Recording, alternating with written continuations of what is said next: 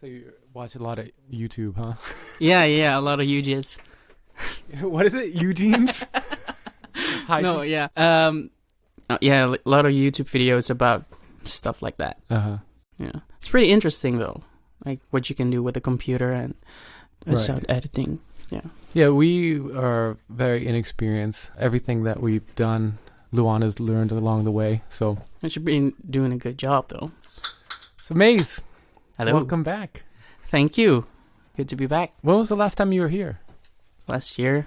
Was it that long ago? September, I think. Wow. It's not that long ago. No. Oh, that's pretty good. Good turnaround. Yeah, everything changed. Uh-huh.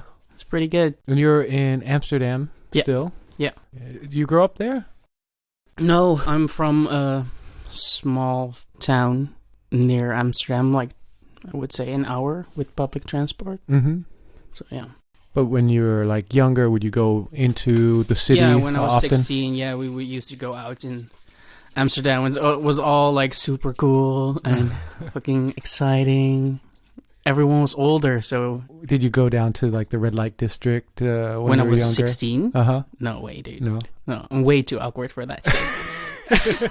I'm way too awkward for that Would they stuff. kick you out or anything like that? What, the red light district would Yeah. kick me out? I No, don't dude. know. No, I Do mean, they I would co- never go there. When I was 16, I used to go with my cousins, and they already went to like clubs and stuff. So I usually, because my older cousin, he looks like me, or I look like him probably. Uh-huh. So I would get his ID, and then like his friends and girlfriends would stand around me and stuff like that, and the bouncer would look at this fucking 15, 16-year-old boy with an ID that said 21, Uh-huh. and they were like, he's 21, and they all were like, yeah, and I was too fucking nervous to talk, just like standing there.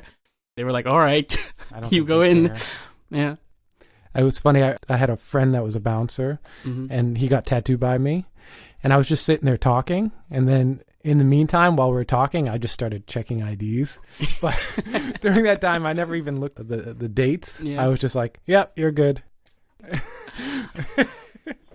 I remember this one time, it wasn't too long ago. I was talking to another friend that happened to be a bouncer. We're standing out front. This guy comes up and pulls out his credit card and gives it to the bouncer.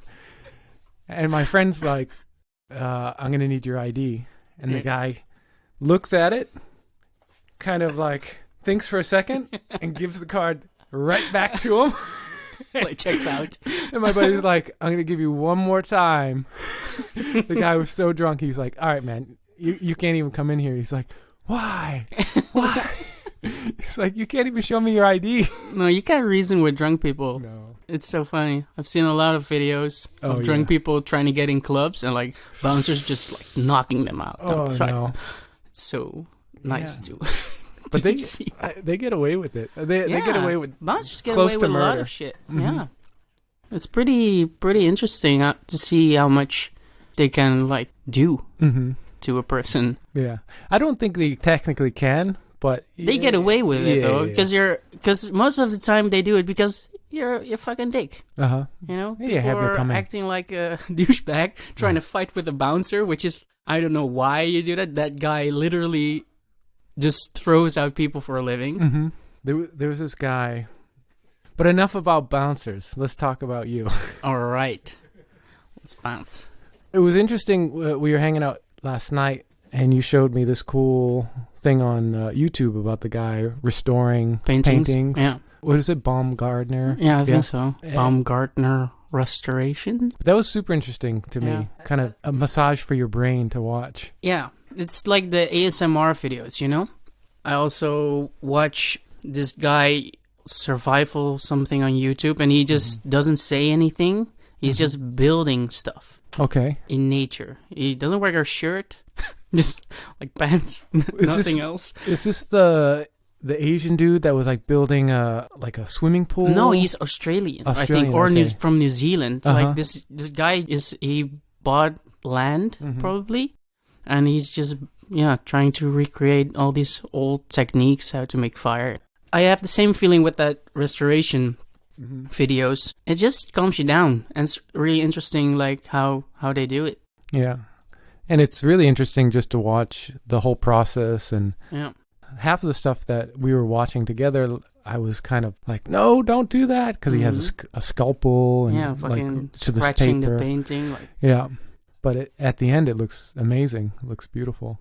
yeah, because you told me you wanted to do something like that, right? Yeah, for a while, it was kind of like an interest of mine because it just looked interesting. And then because I'm such a lover of oil paintings, you get really close to an old antique oil painting and then restore it, bring it back to life.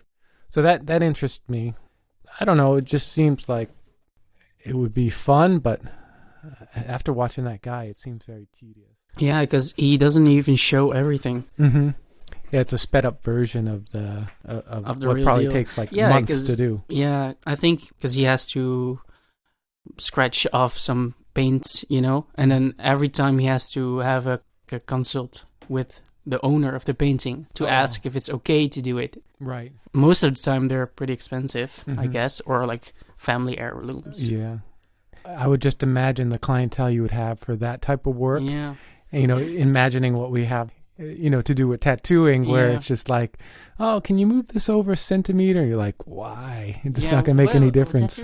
I guess we are a little bit, sometimes we're a little bit spoiled. No. No? Really? No. Yeah, I mean, I catch myself sometimes. At the end of the day, someone walks in, you're like, ugh, I don't. But, I don't want you to pay me money to yeah, to draw it's pictures. it's such a weird thing but it's just something you get used to, and then after a while, you gotta complain about something. Mm-hmm. But I like that kind of gallows humor. I like the behind the scenes, like, I don't know, just joking around about dumb stuff. But we are definitely spoiled. I definitely give you that. But especially when you get to do what you want to do, and that's then the only thing you want to do, and you're like, oh, I'm not gonna do anything else anymore. Like if someone wants a feather, I'm just gonna say no. I had times like that, and then times I didn't like earn anything, do any tattoos. I'm like, I wish someone wanted a feather or whatever. I like your voice. All I could picture was like someone fanning you with a large ostrich feather, and then someone feeding you grapes while you say that. Yeah, man. It's I think you probably have it with every type of job. Yeah, of course. It's just in the grand scheme of things, we probably should be more grateful. I guess. I mean, people. Yeah, I guess. You don't agree? No, I'm just messing with you, of course. But I think that's what makes the tattooing and the job more fun in general. It's just that perspective. It's also maybe like because you're doing something you're passionate about, and then you try to earn your money with it, but then you have to do what someone else wants you to do. Yeah. And that may be kind of like sometimes kind of rubs you the wrong way, or defeats the purpose of doing something you love, I guess. Yeah, and I think if I was to look at the way I would approach it, or the thinking that I have, is like maybe if I'm trying to push a certain look or maybe some colors, and then somebody comes in and it's suddenly not about me anymore. Yeah. Then I'm like, what's going on? But as soon as I shift those gears, then the process becomes enjoyable again. Yeah. It's always also interesting that you could actually talk to someone about that, what you would do, because most of the time people just know what they want already, even if it doesn't work. We're talking about this before, and you can sense sometimes that people are open for it, but kind of like maybe scared or whatever, and then you have to guide them there, like slowly. Yeah, you really have to put in the extra work to kind of show them what's possible. And I think that's mostly kind of talking about people like you and myself, where maybe not the type of artists that are traveling all over the world with like a huge following, that people are just saying like, do whatever you want. Yeah. So. Yeah, I chose you because I know your work so well, so you can just, this is my body and go. Yes. For the most part, people just come to me because I'm here. yeah, me too. It's like, oh, you have time for small triangles? Like, sure. Oh, man, it keeps the ego in check. Yeah. But I think if most artists are wishing they're at that part where they're like, oh, yes, I'll be doing anything I want today. Yeah, I guess it must be a point where a lot of people are like working towards. But I don't know, like, it really depends on what you want from tattooing. Because some people like the rock and roll lifestyle, you know, don't really care about the tattooing aspect. Right. And some people like just tattooing in general. Mm-hmm. And some people just want to be famous. Right. Yeah. And the more I kind of look at myself, I always have these like internal struggles always. And at the end of the day, I want to enjoy what I'm doing. It's kind of more of a task for me to take something that maybe isn't my main interest, or maybe even something that I've never even researched, and then try to make it into something fun and interesting for myself, along with something that the client actually asked for. Yeah. That's kind of where I'm at right now. But in the end of continuing to do that, like I start finding like all the stuff that I've been doing, I've actually been enjoying. Yeah. So that's kind of the takeaway, I guess, that I'm having now.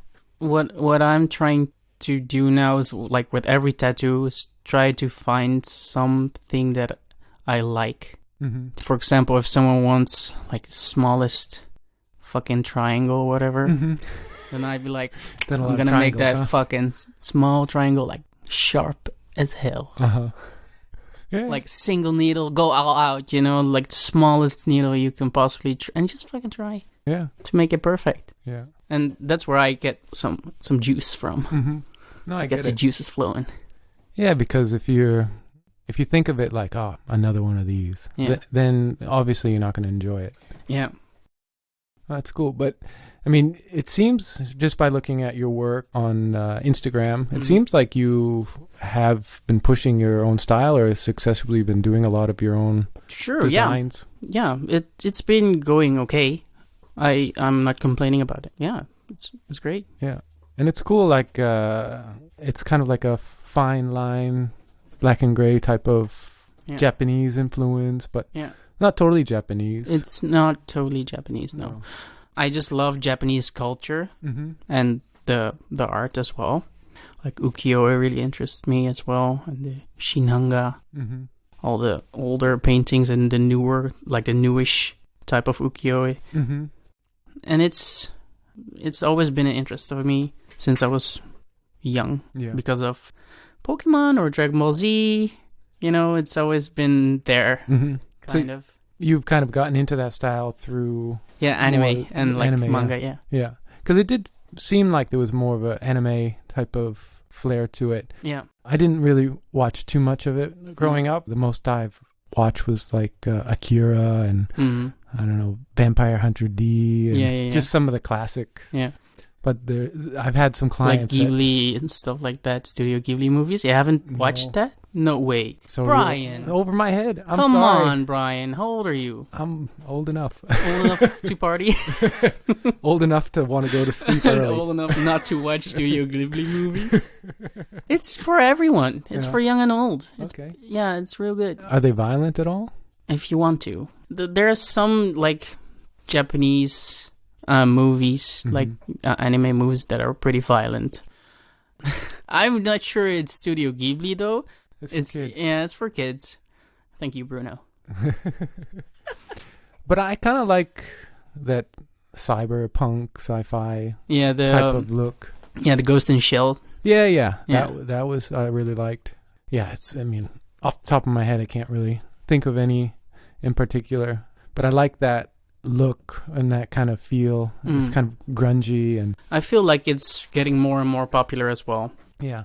Japanese culture, because I know like when I went to Japan the first time, it was, I want to say 6 years ago or 5 years ago, and I didn't really know anyone that went to Japan.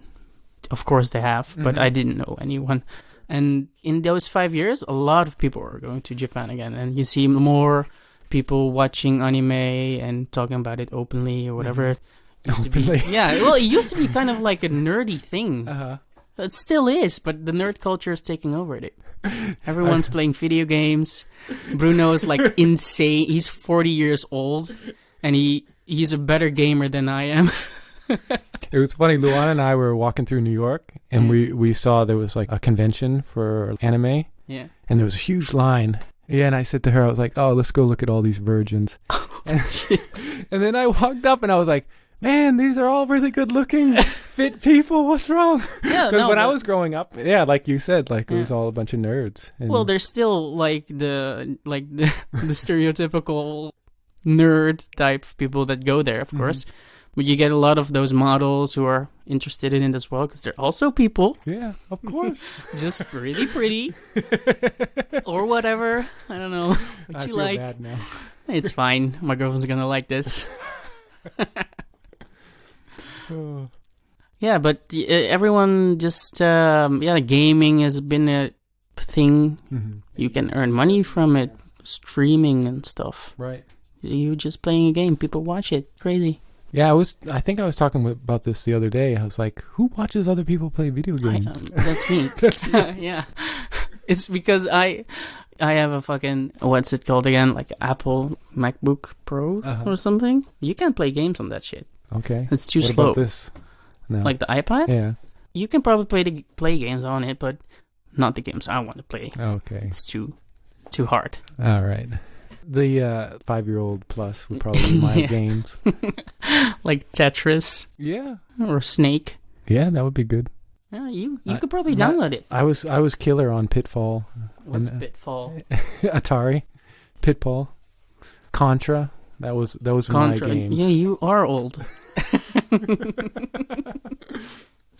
The first games I played were like on the PlayStation. Yeah, I had Atari with the one button and controller. Yeah. Yeah. You still have Centipede, Berserker. It's probably worth money now. Yeah, I don't still have it now. You threw it away. No, I think it's probably full of mold in the trash right now. Yeah. Well, you can watch a video on YouTube how to restore it. Yeah. Probably. There we go. Bringing it back around. Exactly. So yeah, you actually brought your gaming system with you. Dude, I'm going to Helsingor. Last time I was here, I brought it as well, and I bought a little monitor because my Airbnb supposedly didn't have a TV. Okay. So I was like, how am I gonna fucking game there? Is nothing there. Everything closes at 7, and it's just like this tiny fishing village type of deal. What am I gonna do at night? Draw all the time? I'm drawing at day as well. So I was like, bring PlayStation. Yeah, well, no TV there, so I just bought one like the day before, put it in my suitcase. And I could just game, and now I have my PlayStation as well. You know what you should have done is just bought one here. The TV? Kept the box, and then just brought it back right before you leave. Oh, yeah. Well, it seems such a hassle, and like I don't know Danish. I'll be like, talk. Like, what? Oh, man. Yeah, but I brought it. It's nice. Yesterday, yesterday evening, I watched Netflix on it. On my PlayStation. My goodness. Yeah, tonight I'm probably gonna game. Tomorrow, Bruno and me are gonna play, what was it called? Fallen Order, Star Wars. Oh, okay. Yeah, he wants to play it on, I don't know, the highest level. Make sure you live stream it so I can watch you guys play. Yeah, in my fucking small hotel room. Dude, yesterday you told me it was ghost there. I couldn't sleep at all. I left all my lights on. Fuck that shit, dude. There's no one in the hotel. And I went to the 7-Eleven to get some drinks and stuff, and I walk into the hallways, and it's just like these winding hallways, and then at the end there's this dark corner. And I have to walk towards that corner. And I'm walking there, and I see the light so like fucking flicker or whatever. I'm like, no, fuck this, dude. Left all my lights on. Really? Yeah. I slept at probably 5. I couldn't sleep at all. Oh my goodness. I could not sleep, dude. You're gonna have jet lag. He told me that someone pulled his, what was it, like his sheets from the bed. Yeah. 3 times. Story. We've heard a lot of stories about that hotel where people have like experiences or like really bad dreams. Yeah. So. Well, maybe I was too tired to have an experience. The ghost did try to wake me, but I was too tired probably. You were already awake. Yeah, it's like, hello. Well, you're going to spend the rest of the week there, so. Yeah, well, that'd be nice.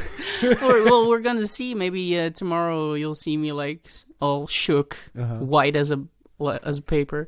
I hope so. I want to hear more stories. Add them to the list. I kind of want to see a ghost because it's interesting to me, but it's also pretty scary. Yeah. I don't want to see a ghost. I don't think anybody's been hurt by a ghost, so I think you're good. No. Yeah, I don't know. You like scary movies as well? I love scary movies, yeah. I don't like scary movies. So my favorite thing to do is when I'm home alone is to watch scary movies. Alone? Yeah.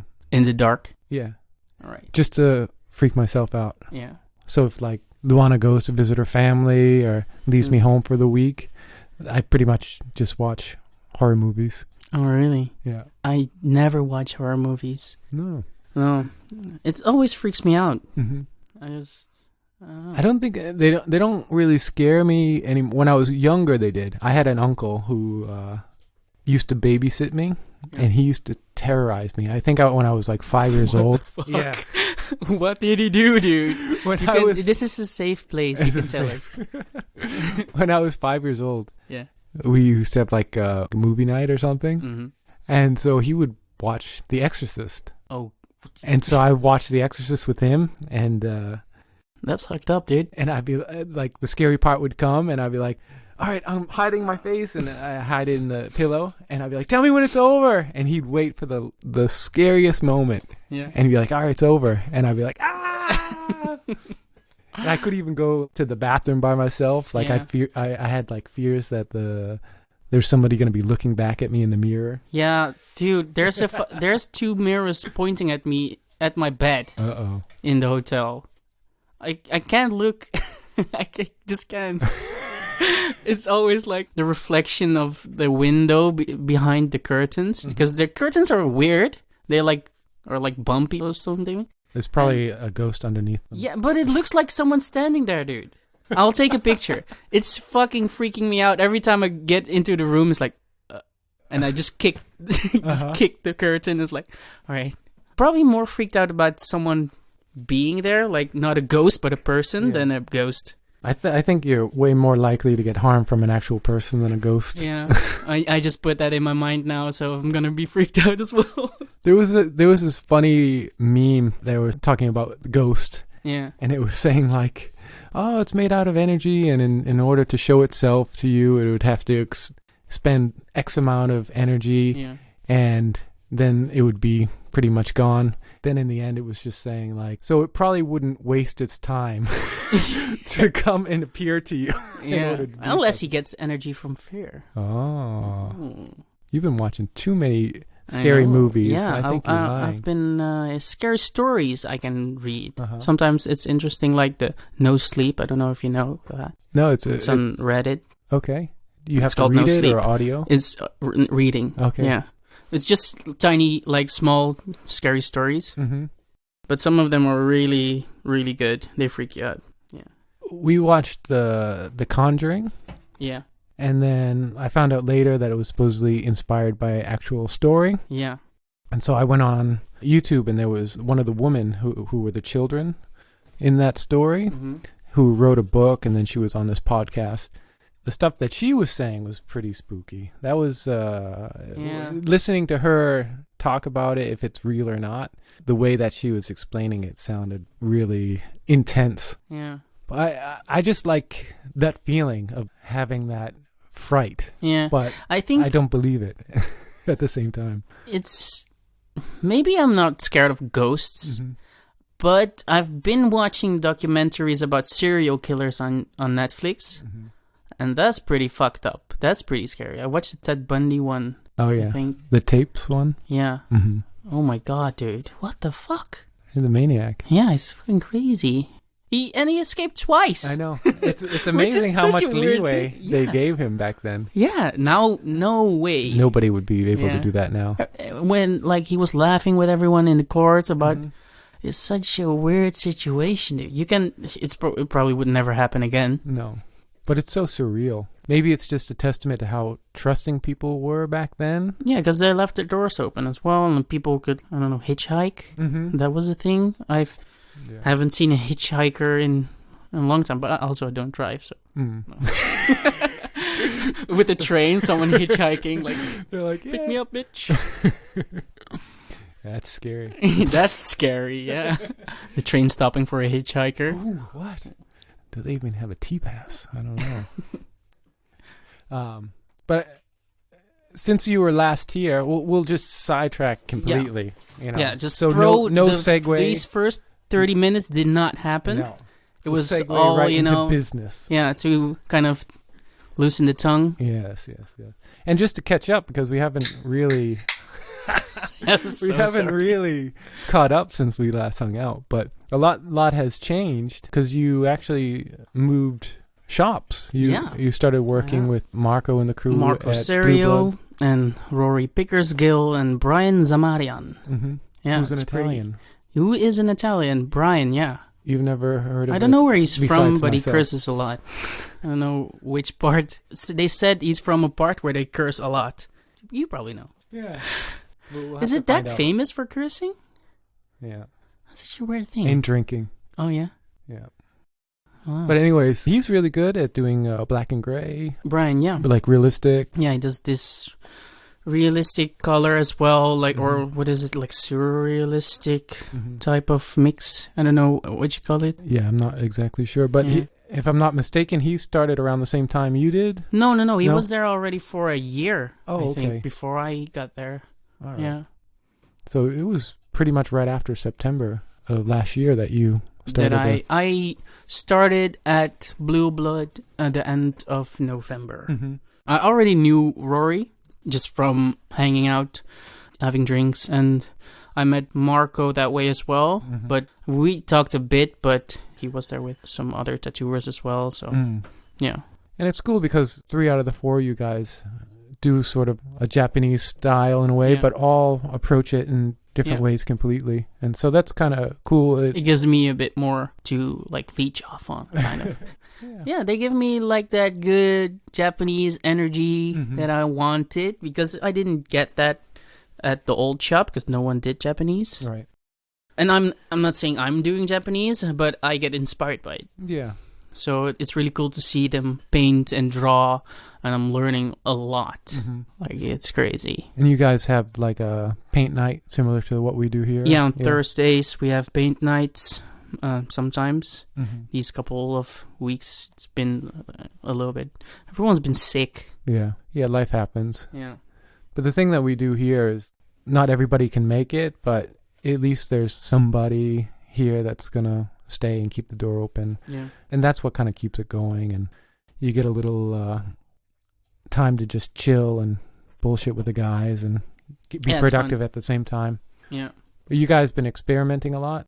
Marco's good friends with Ichibei, and I was looking at his work, and I saw him painting on this rice paper and stuff. I was like, how do you do it? And I asked him, and he told me a couple of things about what he knew. Mm-hmm. So I'm the kind of person that gets obsessed real quickly, and that's the only thing I want to do. And that happened with rice paper. I wanted to figure out, how is it done? So I just did all this research and bought all this stuff and looked at different ways to treat the paper. It's so weird because I never heard of treating a rice paper before, or what's it called again? I think it's dosa. It's like the gelatin and alum. Yeah, alum, gelatin, and something. Water, I think. And water, yeah. Because I never heard of it before. And after that, after I discovered it, I heard about it so much from everywhere, like internet and people telling me about it. And I was like, "What? You already knew this?" It's on your radar now. Yeah.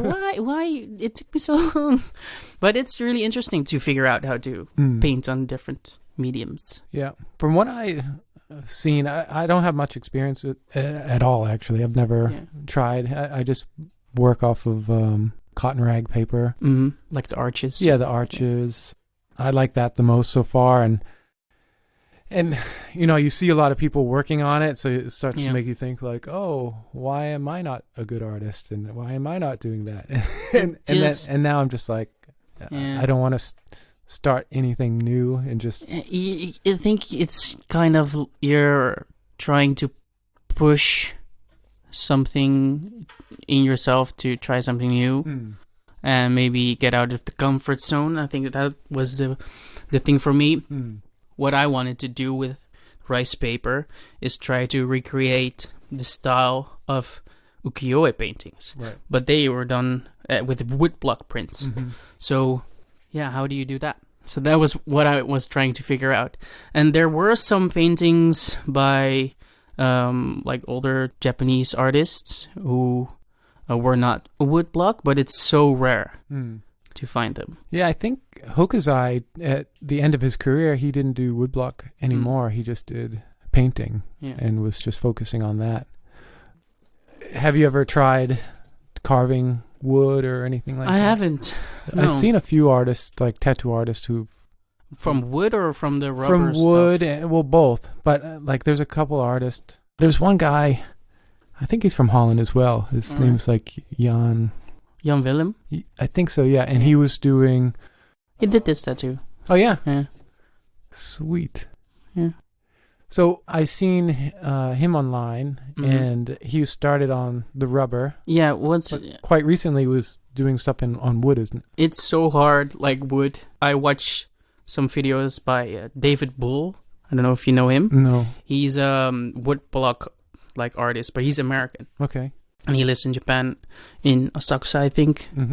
And he does woodblock carving, which is also something you can watch like all day. Yeah. Like the restoration thing, you just see him like cut like the hair strands. Then he streams as well. He's a pretty unique character. But from there, you can also learn how to start yourself, what type of wood you should use for which type of details. It's pretty cool. I'd be interested to see how they would apply the pigment or the watercolor to the wood and how they would transfer it. So I think they printed on a special paper, and then they pasted on a wood. Most of the time, I think it's cherry wood. Okay. Because it's maybe harder or the best. And you have to let it dry for years.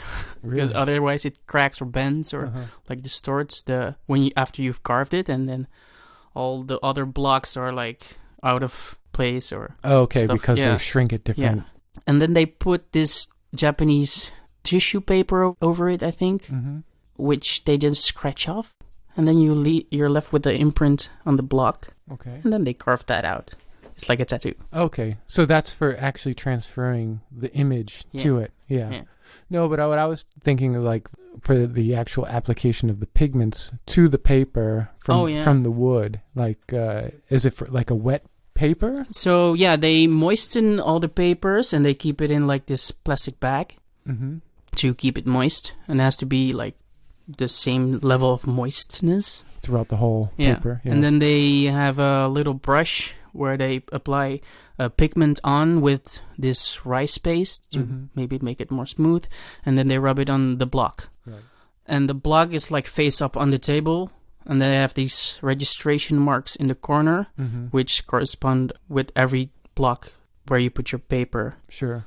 So they put that on, and then they rub it with, I don't know, it looks like it's like a slightly rounded edge to it. Yeah. And they rub it, and then, that's it. You take it off, put it back in the bag, and get the other block.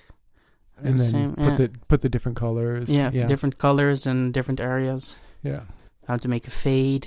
And the thing is, I think the most difficult thing is consistency with that type of work. Right. Because it has to be all the same.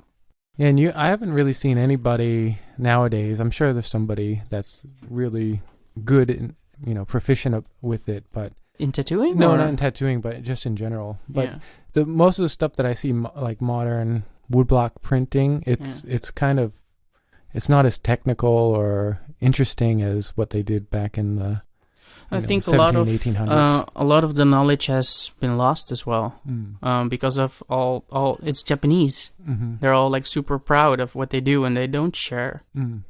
But almost the same with tattooing. Yeah. And they didn't like to share stuff, only to their apprentices, but not everyone. So if you were interested, no way you could learn something from them.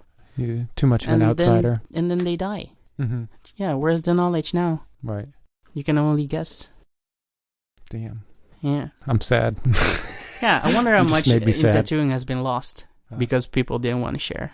I think it's more so people who don't give a shit. It's more so Yeah. than that, because I think a lot of people now don't care about what was going on back then. They're Yeah. more focusing on what they're doing now. But we'll see. Yeah, we'll see. We'll see. Man, you got me sad. A sad life. But I'm excited for you. I'm excited that you're working with Marco, and Me too.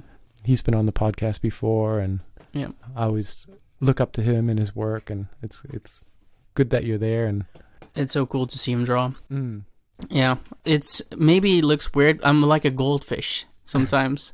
I'm drawing and he's drawing, and then after a while I just stop drawing and I'm just watching mouth open, like big eyes, like a dumb kid. Like just look at him drawing, and then he looks at me like, "What are you doing?" And then it's just I'm just being awkward, it's such man. a weird moment, because I always notice when he looks, I'm like, I'm just drawing again. Got you. Yeah. That's great. Do you have any other future travel plans other than here? I'm going to London London. in For the convention, or no for a guest spot at Sangbleu. Sembleur? Oh, In where is it? Like May, I think. End of May.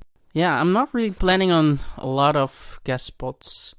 I'm just kind of now trying to find my feet again in the shop as well. It's a different shop. yeah. That's awesome. And you have a lot of stuff on your Instagram. I see that you had a bunch of designs that were ready. Mm-hmm. I'm sure you have more designs if people are interested. Yeah, yeah. I took that down a lot because after a while you just see things you could have done differently, and you're like, I'll change them. Yeah, that's good. Awesome, man.